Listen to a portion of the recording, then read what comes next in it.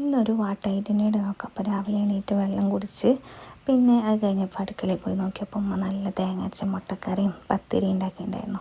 അങ്ങനെ അത് കഴിച്ചു. ഞാൻ വീഡിയോ എടുക്കാൻ മറന്നു പോയിട്ടോ. പിന്നെ അത് കഴിഞ്ഞിട്ട് ഒരു 11 മണിയൊക്കെ ആയപ്പോൾ മുസമ്പി ജ്യൂസ് അടിച്ച് കുടിച്ചു. അങ്ങനെ കഴിഞ്ഞ് ഉച്ചയായപ്പോൾ മാമി നല്ല അടിപൊളി പൊതിച്ചോറ് കൊടുത്തയച്ചിട്ടുണ്ടായിരുന്നു. ഞാൻ പറഞ്ഞിട്ടാണ് കേട്ടോ, നല്ല ടേസ്റ്റാണ് മാമി ഉണ്ടാക്കണതൊക്കെ.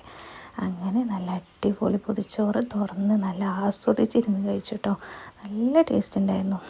അതിൽ വിഭവങ്ങളൊക്കെ അത് അധികം ഉണ്ടായിരുന്നില്ല, പക്ഷെ നല്ല ടേസ്റ്റ് ഉണ്ടായിരുന്നു. അത് കഴിഞ്ഞിട്ട് ഞാൻ പഴുത്ത ചക്ക കഴിച്ചു.